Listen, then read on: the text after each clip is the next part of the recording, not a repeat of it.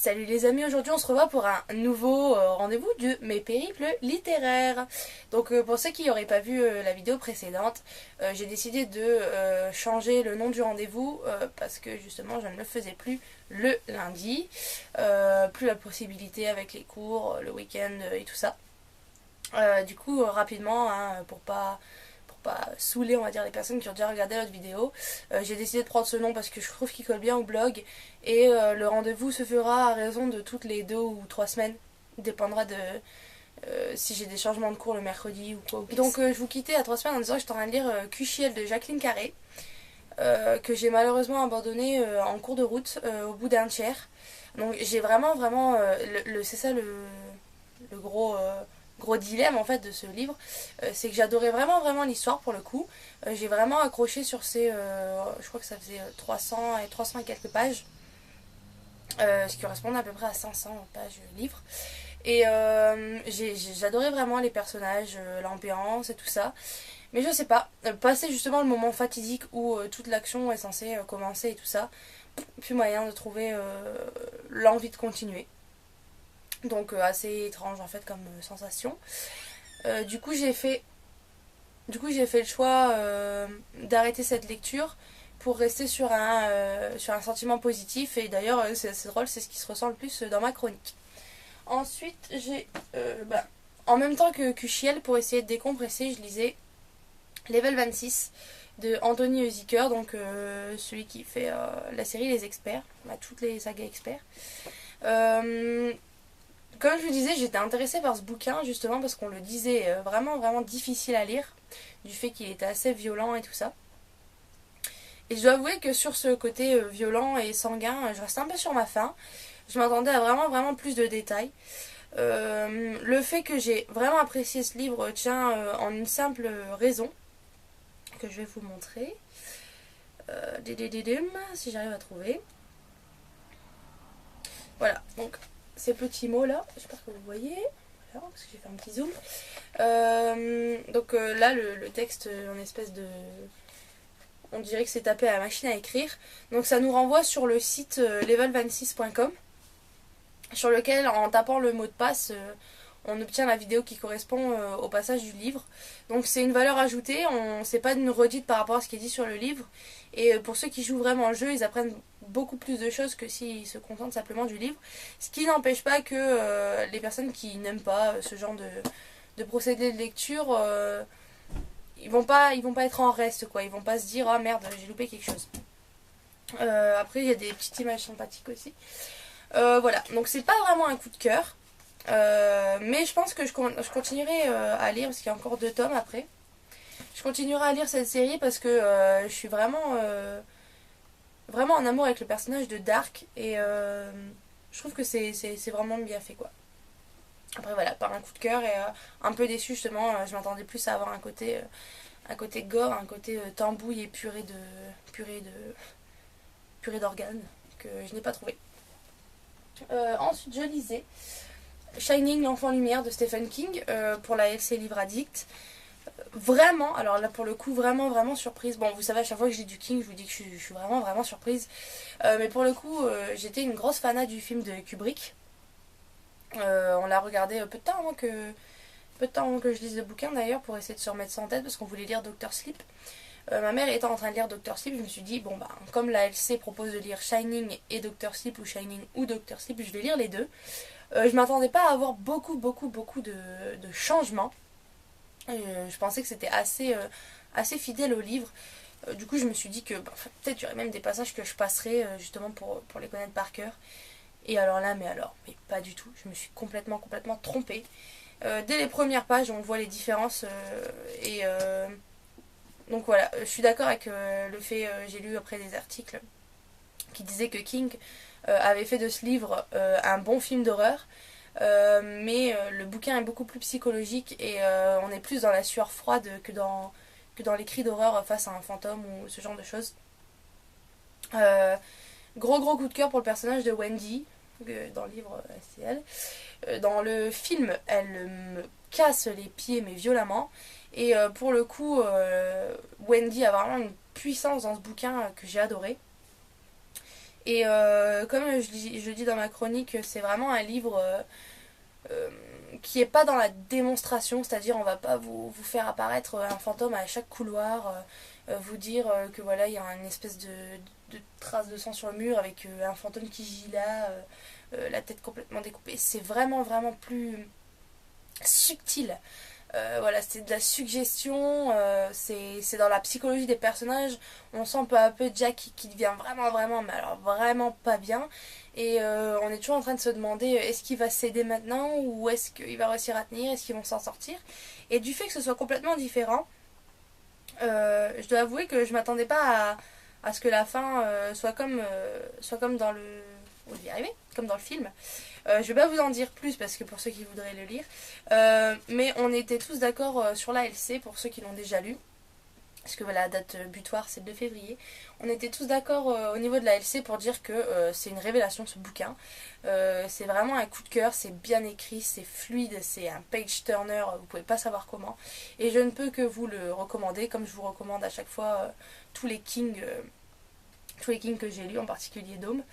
Mais celui-là, voilà, je pense que ce sera un livre que je vais garder précieusement dans ma bibliothèque pour me le refaire assez rapidement, quitte à ce que ce soit juste des passages, puisqu'il est vraiment, vraiment, vraiment, vraiment, vraiment, vraiment très très bien écrit. Je vous ai pas dit aussi, mais j'ai lu deux BD. La Tour Sombre et American Vampire, donc les deux c'est tiré de livres de Stephen King aussi, donc je rebondis sur ça. American Vampire, j'ai eu beaucoup beaucoup de mal. J'ai pas vraiment eu de feeling avec cette BD. Je sais plus, Albuquerque qui faisait les dessins, bah, qui avait eu l'idée à la base du script, du scénar de la BD. Et King est venu s'y ajouter. Donc on voit bien la patte de King. Mais je dois avouer que j'ai pas réussi vraiment à suivre le déroulement de l'histoire. Et finalement je pense que je lirai pas la suite. Et les dessins, je sais pas, ils m'ont pas fait me transcender. J'ai aussi lu La Tour Sombre. Attendez, je regarde. La Tour Sombre, tome 3. Bon, alors là, c'est toujours pareil. À chaque fois que je lis une BD La Tour Sombre, j'ai un gros coup de cœur. C'est un peu. Je me sers ça un peu comme un ersatz. Parce que je peux pas lire. Bah, c'est pas que je peux pas lire, c'est que j'ai pas le temps de lire le livre. C'est écrit en tout petit, à 400 pages. Et j'ai beaucoup d'autres choses à lire. Donc je pense plutôt que La Tour Sombre, ce sera une lecture de vacances, type les vacances d'été. Donc c'est un peu loin. Mais à chaque fois que je me plonge dans dans cette BD, j'en ressors émerveillée. Et pourtant, il y a rien du thème du merveilleux là-dedans, mais elle a quelque chose, cette intrigue, le dessin, les événements, je sais pas. Les personnages ont quelque chose qui font qu'à chaque fois, j'en ai plein les yeux. Ensuite, qu'est-ce que j'ai lu? Oh oui, gros coup de déception pour le coup. J'ai lu Vampire Academy, Morsure de glace de Richel Mead. Comment vous dire? Je suis désolée pour les fans, mais ce tome, comparé au tome 1, là, Sœur de sang, que j'avais adoré, j'ai trouvé que c'était du caca. Voilà, je vais le dire. Un gros poupe pour ce livre, parce que, voilà, morsure de glace, donc on apprend rapidement qu'ils vont devoir aller pour X raisons à la montagne se réfugier. J'ai l'impression de vivre les tribulations d'une vampire amoureuse, quoi. Voilà, de 300 pages de tribulations amoureuses niaises, sans réel intérêt en fait. Il se passe quelque chose au début, donc oh, j'ai mon marque-page dedans. Il se passe quelque chose au début, donc on s'attend à ce que ça pète, à ce que ça swing, à ce que ça, comme dans le premier quoi, où on allait de révélation en révélation. Et là, on se retrouve mais complètement dépité face à une Rose qui ne sait que choisir entre Dimitri et l'autre Zouzou, là, le Zangouin, là, je sais plus son nom. Je me rappelle jamais. Bon, enfin bref. Pour dire à quel point. Mason, oui, c'est ça. C'est ça. Je crois que c'est ça. Ouais, voilà. Entre Dimitri et Mason, donc la voix de la raison, la voix du cœur. Voilà, c'est pas du tout, ben alors pas du tout mon genre de lecture. Alors que là, sur 409 pages, je m'en tape, on va dire, allez, un bon 250 voire 300 pages avant qu'il se passe réellement quelque chose. Franchement, de Richel Mead, j'ai déjà lu beaucoup mieux. Après, dans le fond, j'aime assez l'évolution psychologique du personnage de Rose, même si je trouve que voilà, ça casse pas des briques. On n'est pas là en train de se dire oh là là, mais mon Dieu, qu'est-ce qu'elle a changé. La fin, par contre, a réussi à m'émouvoir. Assez, hein, oui. D'ailleurs, je dois avouer que c'est un sacré cliffhanger pour le coup, hein, parce que c'est un livre plutôt moyen et il y a une fin assez forte. Elle tue un des personnages du bouquin, ce qui est très rare en jeunesse, je vais arriver, en lecture jeunesse, parce que bon, on sait très bien que les groupies, les fans détestent qu'on fasse mourir un de leurs personnages. Et pour ça, je lui tire mon chapeau que je n'ai pas. Parce que voilà, c'est un risque à prendre et ça a été pris. Je suis pressée de lire le tome 3 qui est beaucoup plus gros. Baiser de l'ombre. Pour voir ce que ça va donner. Mais même si je dois avouer que voilà quoi, ce sera peut-être pas pour maintenant parce que j'étais assez déçue du tome 2. Je l'ai lu justement parce que c'est un livre qui se lit assez rapidement et souvent je me fais plaisir avec ce genre de lecture qui est certes c'est pas non plus du Shakespeare quoi, mais c'est génial. Et là alors là sans intérêt. Et je pense que j'attendrai un petit moment avant de continuer la saga parce que j'ai le tome 3 donc j'achète pas. Je vais pas acheter le tome 4 parce que j'étais partie en achetant le tome 1 en me disant que j'allais vraiment adorer cette saga. Là le tome 2 ça m'a mis un vrai frein et j'aurais peur que le tome 3 ça me jette carrément à froid quoi. Ensuite j'ai lu la stratégie Ender de Orson Scott Card. Je devais aller voir le film au cinéma, mais c'est une occasion manquée. Hein. J'ai pas eu l'occasion d'aller le voir. Je savais pas quoi lire parce que j'attendais un livre que j'étais pressée de lire, Les 100 de Cass Morgan, qui n'est pas arrivé. Du coup, je me suis dit, bon, tant pis, en milieu de semaine, j'ai commencé à lire la stratégie Ender, 280 pages. Je me suis dit, ça va se lire, allez, on va dire en 3-4 jours. C'est un premier roman de science-fiction hors science-fiction jeunesse, type icône. Et j'en ressors assez émerveillée en fait. J'ai réussi vraiment à vraiment adhérer au monde que nous propose l'auteur. Alors le plus incroyable c'est qu'on arrive à s'attacher aux personnages bien qu'ils se font malmener. Voilà, en fait c'est des enfants va-t-en-guerre si vous voulez. Vous imaginez, on est en 2000, très très loin. Il y a eu plusieurs guerres, à la fois terriennes et extraterrestres, dont deux violentes contre des dorifores. Donc on ne sait pas vraiment ce que c'est. L'auteur laisse planer le doute parce que justement dans la tête d'Ender c'est le doute, il connaît pas ses ennemis, il sait qu'il doit apprendre à les battre mais il n'y a aucune psychologie pour ces dorifores parce que les dorifores ne parlent pas, ils n'ont pas un système de langage, ils n'ont pas un système d'archives, de partage. Donc on pense que justement ils parlent un peu par la pensée. Et donc ils n'ont pas besoin de se dire les choses, ce serait comme une entité entière qui pense toujours la même chose, donc il n'y aurait pas vraiment de parole. Et Ender est le seul, on va dire, c'est l'arme ultime de l'humanité contre ces dorifores, donc il faut aller les battre une fois pour toutes sur leur terrain à eux. Et ça va être une sorte de... Ender va être un grand stratège. Donc on va le voir évoluer à partir de l'âge de 6 ans où il rentre à l'école de la guerre jusqu'à l'école des commandants. Il aura 12 ans, j'en dis pas plus. Mais c'est vraiment un coup de cœur, c'était vraiment un très très beau livre. J'ai pas été déboussolée par la science-fiction, c'est vrai qu'il y a des termes un peu techniques, mais l'auteur a su justement faire la part des choses entre l'histoire et le technique, et ce qui fait qu'on n'est jamais perdu, on sait toujours de quoi il parle, et ça a été une super expérience pour moi. Donc là, pareil, je vais y arriver. La chronique est en ligne pour ceux que ça intéresse et ça a été un vrai plaisir et je ne peux que le recommander même à ceux qui n'ont pas du tout l'habitude de lire ce genre d'ouvrage. Donc comme je vous disais, j'attendais les cendres de Cass Morgan, donc j'étais persuadée qu'il arriverait au moins le samedi. Samedi toujours rien, donc je finis la stratégie Ender et voilà, pim baboum, que vais-je lire? Donc je me suis dit bon, je vais prendre un petit livre rapide. Tu parles Charles. Voilà, un petit livre rapide, donc un gros pavé de fantaisie d'Antoine Rouault, hein, on va s'en douter. Qui se lit, ma foi, assez rapidement, du fait que je suis très très prise dans le récit. Je suis à 310 pages, il fait 469. Je pense que là, à mon avis, là, je vais le lire pour partir en cours et pour revenir, je serai arrivée facilement à, je l'espère, 390 pages. Je me dis, si je lis 20 pages dans la nuit, je peux peut-être le finir jeudi. Hein. C'est vrai que certaines personnes qui l'ont lu ont relevé certaines longueurs parce qu'il y a une espèce de double récit.